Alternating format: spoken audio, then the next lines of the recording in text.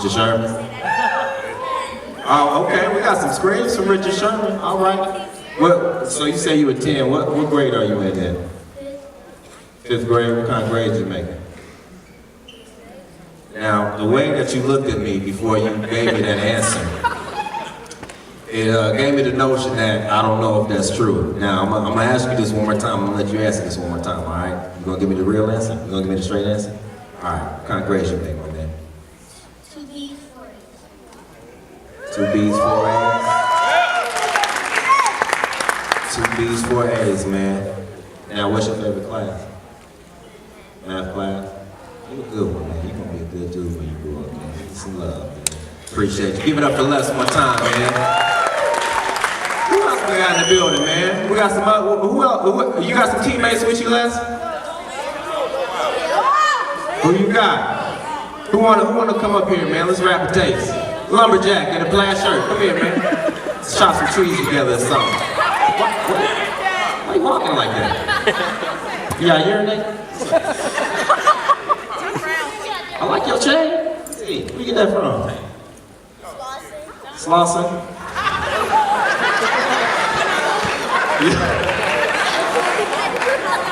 That's the answer I was hoping for. Hey, so look, man. Actually, you know what? I want you to stand right here because I want you to meet this special guest that I'm about to bring up. All right? So look, man. So without further ado, man, please give it up for Mr. Andre Ward. Please put your hands together.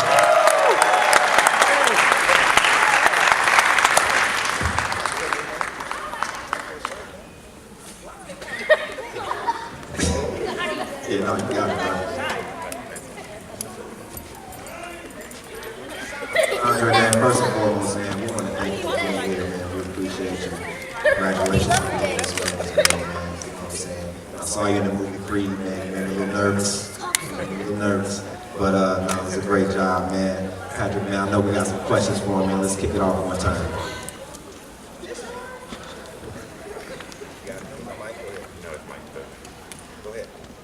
All right, so the first question is, we're celebrating 20 years of Space Jam. So I'm just curious, what was your first Space Jam memory? Do you remember the movie when you first saw it?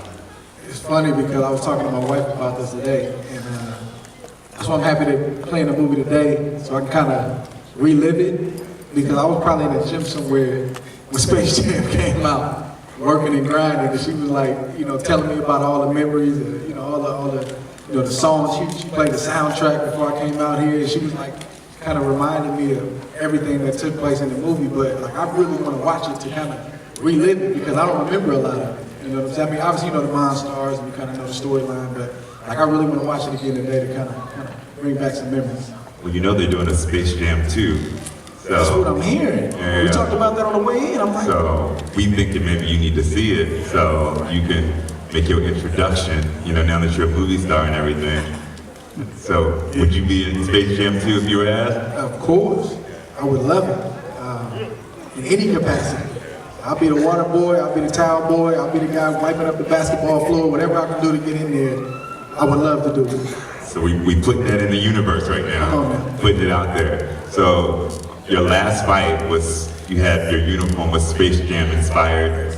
So can you tell us about the process of you creating this gear for your fight? I mean, with the Jordan brand, I don't think people realize the amount of detail that goes into, you know, everything that they produce. Every current shoe that comes out, every retro. Obviously, the retros are kind of set in stone, but there's always a little something new or some kind of tweak.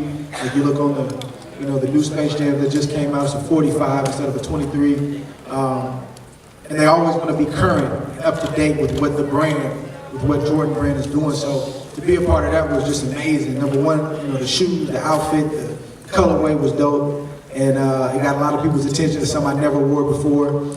And it's perfect because, you know, obviously Space Jam is kind of being talked about again. The shoes, you know, 11s are coming back out. There's a lot of talk about Space Jam too. So it was just a blessing just to kind of just be involved in the process. Because, you know, I'm a big shoe fan. Obviously rep Jordan being strong, but I'm really big on being involved in the creative process. So it was just dope from start to finish.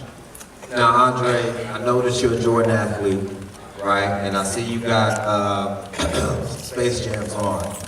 So my question to you is, do you happen to be a size 11 or anywhere close to that? And do you have any extra pairs of Space Jams that you would like to share with somebody that's standing to your left, not too far from you, but to your left? Do you have You can do what we used to do back in the day. Like, I'm a size 10. So, you know, I used to try to squeeze your foot in them Jordans just to make it work so you can say you had some Jordan. You can try to do that with these. Or you can holler at my homie right there, he wears size 11, so you may want to get his. He got it. And it's a shoe balance right outside. So, shoe balance right there. Or you can try to take him off his feet and see what happens. I'm gonna have everybody jumble and take them off his feet, and I was gonna wear them. There's a lot of people, it's kind of dark up there, I see a lot of faces, so that'd be a little rough. Yeah, well, undefeated though, 14 years. It's a long time. That is a long time. Can we make some noise for that? Come on now. How much dedication, hard work, perseverance you gotta put in to kind of be a 14-year undefeated champ? I mean, first and foremost, you know, it's a blessing, not just the wins and the streak and all of that stuff, but just having a gift in the first place. And then, you know, having people around me like my father before he passed and my godfather, who's also my trainer right now, you know, just pushing me and staying on me. And, you know, when I start to veer to the left and get distracted, you know, they staying on me. And I'm talking about before there was any promise of any success, 10, 11, 12, 13 years old. And then to start to see it come to fruition as I get 15 and 16 and, you know, I'm nationally known and then, you know, worldwide known, you know, by winning the gold medal. And then, you know, I got to start all over again, turn professional. And just to see the journey has just been unbelievable. And it's a lot of dedication and a lot of sacrifice, probably more than what people realize. I mean, I've given up a lot of my childhood, you know, to dedicate myself to this sport. So people see the fruits of your labor at year 22. You know, they see the nice things you're able to get, they see the championships, and when I look back, it's just unbelievable that we've gotten this far. And I give God the glory for that. Amen. Now, I was looking on your Instagram and you said you had to outwork, like when you're in a room, and this is some advice to give to everyone else, is just making sure you're outworking everybody else in the room. What advice are you giving these young people? We got a little less in the building. You know, what advice can you give them as they go and want to accomplish their dreams? I would tell them exactly what I tell, you know, my kids. I mean, I have 2 younger kids, my wife and I have 2 older boys. And this generation is tough, y'all. I'm gonna be honest with you.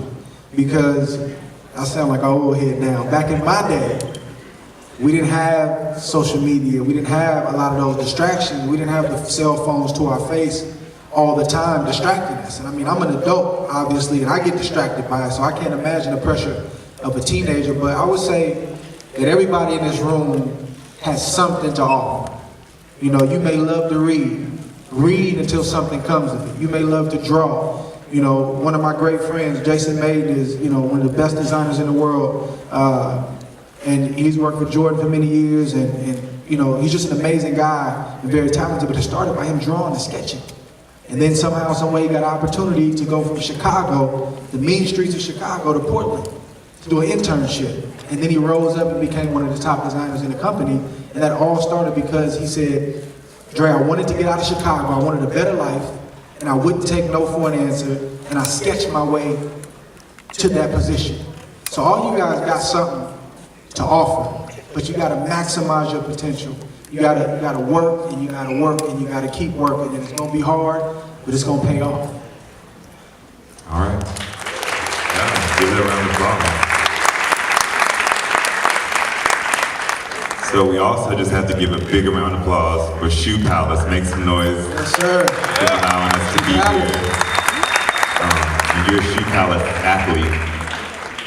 What's your favorite part about working with Shoe Palace? Man, I have so many. Shoe Palace is, man, they're amazing.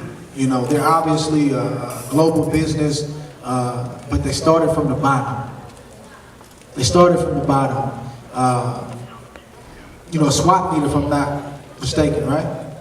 And just to see the family, and it's a family, you know, grind and get to this point and they're still grinding and still working as if they don't have, and as if they haven't accomplished what they've accomplished, but yet they're regular. I can call any one of them on the phone. They go out of their way. I mean, we have a contract, but it's not even about that. Like, they do above and beyond with any contract they read. And I mean, I probably have never had a relationship like this in business where it's truly a family situation. I mean, it's really an unbelievable situation. I mean, even this event tonight, like, you know, I fought 2 weeks ago in Las Vegas, and my boy Johnny said, look, bro, your ticket is booked, whether you can come or not, but your ticket is booked, so you need to come. And we got a position for you, and it's yours. So just stuff like that, where I didn't know about this, but he thought about me, and you know, it's a big deal. That kind of thing goes a long way with me. So, one of the things we were talking about, someone was telling me about the shoes you celebrated in after the fight, the silver joints. So I'm curious what your sneaker closet looks like. How many shoes you got? Oh my God, it's pretty crazy. Like, it's real crazy. Like, You gotta walk us through it. man, it's like, so me and my wife, we got like 2 closets, right? I got the bigger one, and I'm the guy.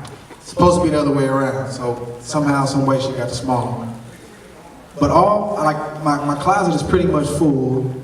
I'm in my 4-year-old, his closet. Like, I got like shoe boxes full in his closet. I'm in my daughter's room. I'm all in her closet. I got boxes in both garages. And then I just came back from training camp. I've been gone for 8 weeks, and I come home with about 10 pair of shoes because Jordan has a certain way they want me to wear my stuff the week of the fight. You know, current shoes that are out. So I got like 10 pair of new shoes on my closet floor, my boxing shoes that I didn't wear for the fight, and I have nowhere to put them.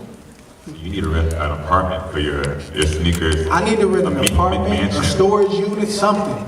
Because my wife is like, she just walks in and says, I can't. Like, I just can't even deal with that. She walks in, I'm like, hey, I'm trying. Like, I'm trying to figure it out. But it's a good problem to have. Yeah. I mean, my father used to tell people literally when I was a kid, he used to say, look, if this kid ever makes it, he's gonna have a boatload of shoes. If he ever has any money, he's gonna, because I always loved shoes. I mean, to this day, since I've been a kid, when I meet a person, first thing I do is look down, and then I look up. How you doing? I can't help it. I love shoes. Your shoes tell a lot about you. How They you do, take care of man. them. I've said that for years. All right, so let's do it. Top 5 sneakers in your collection. 1.